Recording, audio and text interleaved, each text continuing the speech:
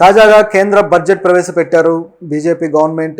ప్రస్తుతం NDA government సంకీర్ణ ప్రభుత్వం ఏర్పాటు చేశారు కదా. సో ఈ ప్రభుత్వం మొట్టమొదటిసారిగా ఇప్పుడు పార్లమెంట్లో బడ్జెట్ ప్రవేశపెట్టడం జరిగింది. ఆ బడ్జెట్ని నిర్మలా సీతారామన్ మన దేశ ఆర్థిక మంత్రి, సో ఆమె ప్రవేశపెట్టారు. ఆవిడ ఇది ప్రవేశపెట్టడం కూడా ఏడోసారి.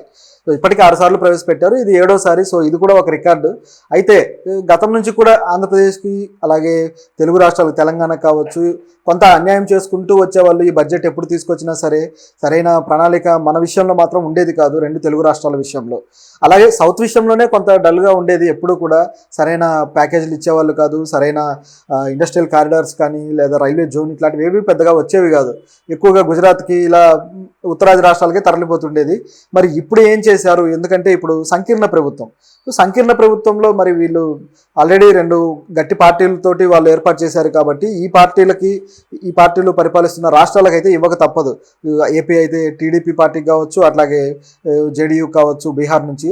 సో ఈ 2 పార్టీలు వాళ్ళకు ఎంపీలనిచ్చి వాళ్ళని నిలబెట్టారు కాబట్టి ఇప్పుడు వీళ్ళు ఇచ్చే వాటిలో కొంత కొద్దిలో గుడ్డిలో మెల్ల అంటారు కదా, ఆ విధంగా మన ఏపీకి అయితే ఏవో కొన్ని దక్కాయి. అయితే బీహార్కి మాత్రం వరాల జల్లే కురిసింది. సో బీహార్తో ఏపీని కంపేర్ చేయలేని పరిస్థితి ఇప్పుడు ఏర్పడింది గమనిస్తే. నిజానికి బీహార్తో పోలిస్తే మనమే ఎక్కువ, టీడీపీనే ఎక్కువగా ఎంపీలను ఇవ్వడం జరిగింది. సో అయినా సరే బీహార్కి ఎక్కువ నిధులు వచ్చాయి, టీడీపీకి రాలేదు అంటే ఇది మన చంద్రబాబు గారి పుణ్యమే అనుకోవాలి. సో ఏం నిధులు వచ్చాయి, ఏ అంశాల్లో వీళ్ళు తీసుకొచ్చారు, అలాగే ఏ అంశాల్లో మనం దెబ్బతిన్నాము అనేది ఒకసారి చూస్తే, ఈ బడ్జెట్లో వచ్చేసి మామూలుగా ఇప్పటిదాకా వీళ్ళు ఒక పద్ధతిలో తీసుకొస్తే బడ్జెట్లు గతంలో, ఇప్పుడు మాత్రం వీళ్ళు ఇచ్చిన ప్రాధాన్యత చూస్తే ముఖ్యంగా ఉద్యోగాలు, అట్లాగే మహిళలకి ఉద్యోగాల్లో ప్రాధాన్యత, అదేవిధంగా ఉపాధి అవకాశాలతో పాటు ఈ పరిశ్రమలు, అలాగే సేవారంగం యొక్క అభివృద్ధి, సో దీంతో పాటుగా మరికొన్ని సామాజిక న్యాయం, అట్లాగే తయారీ రంగంలో అభివృద్ధి, ఇట్లా అనేక విషయాలు ఇస్తూ వచ్చారు. పట్టణాభివృద్ధి, ఇంధనాలు, సో ఈ విషయాలు కూడా. సో దీంట్లో ముఖ్యంగా చూసుకుంటే ఉద్యోగాల గురించి ఇవ్వడం అనేది ఇక్కడ ఆసక్తికరమైన విషయం. ఎందుకంటే ఇప్పుడు యువత దేశంలో నిరుద్యోగం అనేది మరీ ఒక జాడ్యంలాగా ప్రబలిపోయింది, ఎంతో విపరీతంగా ఉందన్నమాట మన దేశంలో. ఇలాంటి పొజిషన్లో నిరుద్యోగులకి ఏదైనా చూపించాల్సిన బాధ్యత గవర్నమెంట్కి ఏర్పడింది.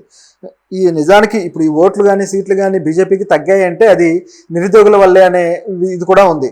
సో కాబట్టి వీళ్ళకి ఏదైనా చేయాలి అనే ఆలోచన అయితే ఇప్పుడు చేసింది గవర్నమెంట్. దీన్ని హర్షించాల్సిన విషయమే. గత నెలలో అనుకుంటాను ప్రధానమంత్రి ఎప్పుడైతే ఆయన ఎక్కాడో ఆ టైంలో మేము గత 10 ఏళ్లలో దాదాపు 8 కోట్ల ఉద్యోగాలు ఇచ్చాము అని చెప్పేసి ఏదో మాట్లాడాడు. కానీ అది అంతా హంబక్కే. ఎందుకంటే కోట్ల ఉద్యోగాలు ఇవ్వడం కాదు, కోట్ల ఉద్యోగాలు పోయినాయి. అయితే కొంత కరోనా వల్ల పోతే, కొంత వీళ్ళు అసలు ఉద్యోగాలు ఇవ్వక, ద్రవ్యోల్బణం పెరిగి ఈ విధంగా సరైన ఉపాధి అవకాశాలు క్రియేట్ అవ్వకపోయింది. ఈ విధంగా దెబ్బతింటూ వచ్చారు. అలాగే గతంలో ఉపాధి కల్పించడం కోసం అన్నట్లుగా వీళ్ళు ఈ పరిశ్రమలకి, పారిశ్రామిక రంగానికి నిధులు ఇచ్చారు. అది కూడా ముఖ్యంగా ఈ ఎవరైతే తయారీ సంస్థలు ఉన్నాయో ఈ సంస్థలు, ఈ కంపెనీలకి విపరీతంగా గ్రాంట్స్ ఇచ్చారు, విపరీతంగా రాయితీలు ఇచ్చారు. అయినా సరే ఆ రాయితీల వల్ల ప్రొడక్షన్ అయితే పెద్దగా జరిగింది లేదు, ఆ ఉద్యోగ అవకాశాలు పెద్దగా క్రియేట్ అయింది లేదు. ఇది పరిస్థితి. ఇప్పుడు చూసుకుంటే మరి వాటితో పాటు ఉద్యోగ అవకాశాలు క్రియేట్ చేయడానికి కూడా వీళ్ళు ప్రణాళికలు రచించారు. ఇది మాత్రం మెచ్చుకోదగిందే. తరువాతి ఏదైతే టర్మ్ ఉందో ఈ టర్మ్ పూర్తయ్యే లోపు 4.1 కోట్ల ఉద్యోగాలు మేము క్రియేట్ చేస్తామని చెప్పడం జరిగింది. సో ఇన్ని ఉద్యోగాలంటే నిజంగా ఆశ్చర్యకరమే. ఎందుకంటే గత 10 ఏళ్లలో చేయనన్ని ఉద్యోగాలు ఇవి. సో ఇన్ని ఉద్యోగాలు క్రియేట్ చేయడం వీళ్ళకి నిజంగా గొప్ప విషయం చెప్పక తప్పదు.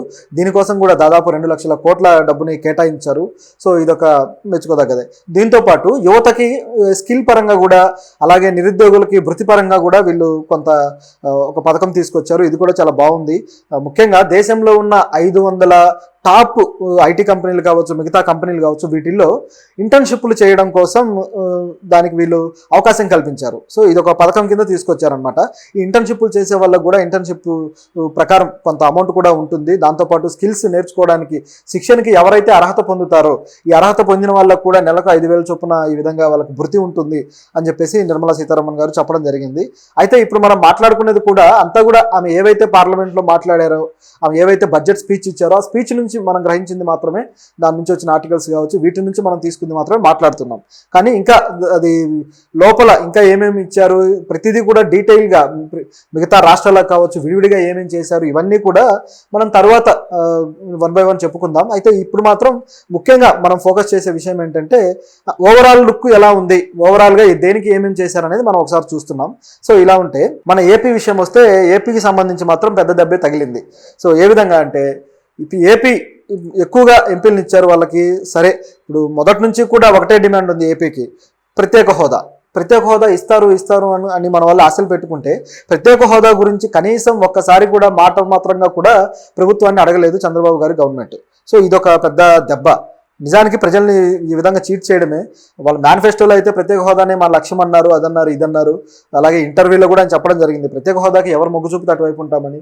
అయినా సరే ప్రత్యేక హోదా గురించి ప్రభుత్వాన్ని ఒక మాట కూడా అడిగిన పాపన పోలేదు. దీంతో పాటు ఆల్ పార్టీ మీటింగ్స్ జరిగింది మొన్న.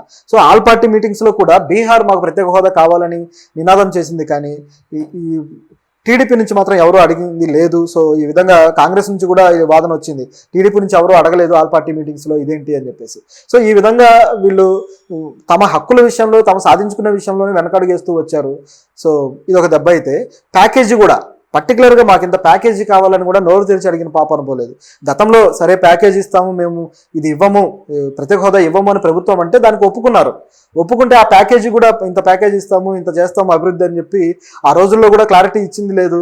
పోలవరానికి కూడా నిధులు ఆపుతూ వస్తే రాష్ట్ర ప్రభుత్వమే చర్యలు తీసుకొని మేము ముందు పోలవరాన్ని పూర్తి చేస్తూ వస్తాము, తర్వాత నిధులు రిలీజ్ చేస్తూ ఉండండి అని చెప్పి ఒప్పందం చేసుకొని కూడా దాన్ని కట్టడం జరిగింది. సో ఆ విధంగా చేసినా కూడా దాదాపు 72% ఏమో పూర్తి చేస్తే కూడా అది పని అవ్వలేదు. సో వీళ్ళు ఇవ్వాల్సిన నిధులు ఆగిపోయాయి. ఈ విధంగా కొంత కుంటుబాటు జరిగింది. అయితే ఇప్పుడు కనీసం ఎట్లాగో హోదా రాలేదని కన్ఫర్మ్ అయిపోయింది. బీహార్ అడిగినా కూడా మేము హోదా ఇవ్వట్లేదు అని బీహార్కి కూడా చెప్పేసింది ప్రభుత్వం. సో ఇది జరిగింది. ఇప్పుడు మనకి కనీసం ఈ ప్యాకేజ్ అన్నా వస్తుంది అనుకుంటే ఈ ప్యాకేజ్ కూడా కరెక్ట్గా ప్రకటించింది లేదు. అమరావతికి అయితే అమరావతి నిర్మాణం కోసం 15,000 కోట్లు మేము ఇస్తామన్నారు. అది కూడా ముందు సంవత్సరాల్లో ఇస్తామన్నారు. ముందు సంవత్సరాలు అంటే కొద్దిగా ఇస్తూ ఈ 15,000 కోట్లు 5 సంవత్సరాలకు గడుపుతారా అనేది అర్థం కావట్లేదు. లేదు 15,000 కోట్లు ముందు ఇచ్చి ఆ తర్వాత దీన్ని పెంచుకుంటూ వెళ్తారా అనేది కూడా నిర్దిష్టంగా చెప్పట్లేదు. సో ఇది పైగా ఈ 15,000 కోట్లతో ఏ అభివృద్ధి జరగదు, అది సమస్య. 15,000 కోట్లతో ఏమవుతుంది, మహా అయితే ఒక హైవే రోడ్డు వస్తుందేమో, అంతకుమించి ఇంకేమీ జరగదు. సో మరి దీంతో అమరావతి నిర్మాణాన్ని చేయడం ఎలా సాధ్యం అనేది ఒక ప్రశ్న ఉంది. సరే ఔటర్ రింగ్ రోడ్డు వేరే శాంక్షన్ చేశారు, అదంతా ఓకే. కానీ ఏపీకి రైల్వే జోన్ అనేది ఎప్పటి నుంచో ఉన్న ప్రతిపాదన, సౌత్కి రావాలి అని చెప్పేసి. కానీ ఇంతవరకు రైల్వే జోన్ మీద వీళ్ళు ఒక మాట చెప్పింది లేదు. సో ఇది కూడా ఒక ప్రశ్న. సో ఇలా ఉంటే ఇవి వచ్చిన కొద్దినే సోషల్ మీడియాలో దర్వేసేస్తున్నారనమాట, మా వాడు తెచ్చేసాడని. సో ఇది పెద్ద, నిజానికి చెప్పాలంటే ఇది కేవలం పైన అలా చల్లడం, గింజలు చల్లడం లాంటిదే. సో ఇది పెద్ద లాభమేం కాదు. ఇకపోతే మిగతా విషయాల్లో కూడా ఈ పోలవరం విషయంలో చూసుకుంటే పోలవరంకి మేము నిధులు ఇస్తాము అన్నారు, కానీ ఎంత నిధులు ఇస్తారు, ఎంత చేస్తారు అనేది చెప్పలేదు.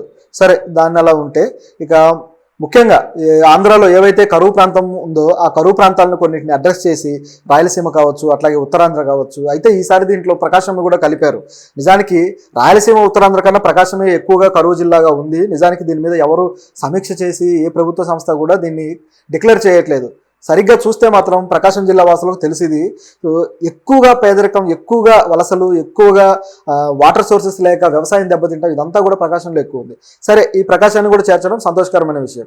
ఈ జిల్లాలకి మేము స్పెషల్ గ్రాంట్ ఇస్తాము అన్నారు. సో స్పెషల్ గ్రాంట్ ఇస్తే ఆ జిల్లాలో అభివృద్ధికి ఉపయోగపడే అవకాశం ఉంది. సో అది కూడా మంచి విషయం. దీంతోపాటు ఇండస్ట్రియల్ కారిడార్ విషయం చూసుకుంటే ఇండస్ట్రియల్ కారిడార్ పలానా ఇది ప్రకటిస్తామని చెప్పి ఏం చెప్పలేదు. సో ఇది కూడా ఒక మైనస్. అయితే ఇప్పుడు ఏదైతే పవన్ కళ్యాణ్ కాన్స్టిట్యున్సీ ఉందో, సో అక్కడైతే కొంత ఇండస్ట్రియల్ కారిడార్, ముఖ్యంగా పెట్రో కారిడార్ వస్తుందని చెప్పేసి దాని ప్రయత్నం జరుగుతూ ఉంది కాబట్టి ఓకే, అది తీసుకొచ్చే అవకాశం ఉంది. కానీ ఇండస్ట్రియల్ కారిడార్ గురించి అయితే ఏ వ్యాఖ్యలు చేసింది లేదు. అలాగే మన ఈ ఏపీ అనేది కూడా వీళ్ళు ఒక కొత్త పథకం తీసుకొచ్చారన్నమాట, కొత్త పేరు పెట్టారు ఏపీ. అలాగే మిగతా రాష్ట్రాలకు సంబంధించి అది పూర్వోదయ అనే పేరు పెట్టేశారు. అంటే ఇది కోస్టల్ ఏవైతే ఈస్టర్న్ లెవెల్ ఉన్నాయో స్టేట్స్, ఆ ఈస్టర్న్ లెవెల్ స్టేట్స్కి పెట్టిన పేరు. బీహార్ కావచ్చు, అలాగే జార్ఖండ్ కావచ్చు, అట్లాగే పశ్చిమ బెంగాల్ కావచ్చు, ఈ స్టేట్స్ అన్నిటికీ కూడా, ఒరిస్సా. కానీ మనది చూసుకుంటే సౌత్ ఇండియాలో ఉంటుంది. సో మనది ఈ జోన్లోకి రాదు. అయినా సరే ఈ జోన్లో మనం చేర్చి పెట్టడం జరిగింది. సరే అభివృద్ధి కోసం వేసే ప్రణాళిక కాబట్టి అలా చేసినందుకు అది కూడా మెచ్చుకోదగ్గ విషయమే, దాన్ని ఏం ఖండించాల్సిన పని లేదు. అభివృద్ధి జరగడం ఇంపార్టెంట్, మీరు ఏ జోన్లో పెడతారు, ఏం చేస్తారు అనేది కాదు. సరే ఇది ఈ విధంగా ఉంది. అయితే ఇక బీహార్ సంగతి చూసుకుందాం. ఏపీకి బీహార్కి ఉన్న తేడా ఎంత ఉందంటే చాలా తేడా ఉంది. బీహార్ని ఎక్కడో ఇక్కడ తీసుకెళ్ళి పెట్టారు, ఏపీని మాత్రం తీసుకొచ్చి ఇక్కడ పెట్టారనమాట. ఇంత వేరియేషన్ ఉంది రెండు రాష్ట్రాలకు సంబంధించి నిధులు కేటాయించిన విషయంలో. దాంతోపాటు ఇప్పుడు ఈ బీహార్కి సంబంధించి చూస్తే బీహార్ రాష్ట్రానికి ప్రత్యేక ప్యాకేజీ అన్నారు, ప్రత్యేక ప్యాకేజీ ప్రకటించారు. సో ఇస్తామని చెప్పేసి. దాంతోపాటు అభివృద్ధి కోసం ఇండస్ట్రియల్ కారిడార్స్, దాంతోపాటు ముఖ్యంగా పర్యాటక స్థలాలు, నలందాని గొప్ప పర్యాటక స్థలంగా తీర్చిదిద్దుతామని చెప్పారు. ఆల్రెడీ నలంద రీసెంట్గానే ఓపెన్ చేశారు కొత్త యూనివర్సిటీని. సో పురాతనమైనది ఏదైతే ఉందో దాన్ని ఒక పర్యాటక స్థలంగా అద్భుతంగా తీర్చిదిద్దుతామన్నారు. దాంతోపాటు అక్కడ ఉండే టెంపుల్స్, బోధ్ గయాలో మహాబోధి అనే ప్రాంతాన్ని డెవలప్ చేస్తాము, ఆ టెంపుల్ని డెవలప్ చేస్తామని చెప్పేసి చెప్పడం జరిగింది. దాంతోపాటు కాశీ విశ్వనాథ్ టెంపుల్ ఎలాగైతే డెవలప్ చేశారో అదే విధంగా చేస్తాము ఈ బీహార్లో అని చెప్పేసి ప్రభుత్వం చెబుతుంది. దాంతోపాటు విష్ణుపాద దేవాలయం, ఇట్లా ఈ దేవాలయాలు ఎక్కువగా బీహార్కి సంబంధించిన దేవాలయాలను డెవలప్ చేయడానికి, పర్యాటక స్థలాలుగా మార్చడానికి వీళ్ళు ప్లాన్ చేశారు. దాంతోపాటు ముఖ్యంగా ఇంటర్నేషనల్ టూరిస్టులు కూడా వచ్చే విధంగా ఆ ప్రాంతాలను డెవలప్ చేస్తామన్నారు.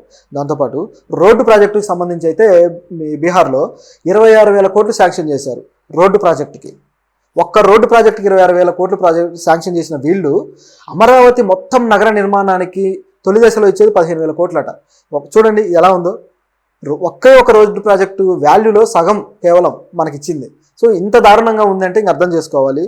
సో తర్వాత ఇక వరదల నియంత్రణ కోసం కూడా దాదాపు 11,500 కోట్లు వీళ్ళు ఖర్చు పెడుతున్నారు, శాంక్షన్ చేశారు బీహార్కి. అట్లాగే విద్యుత్ కేంద్రం నిర్మించడానికి 21,400 కోట్లు శాంక్షన్ చేశారు, అది బీహార్లో నిర్మించడానికి.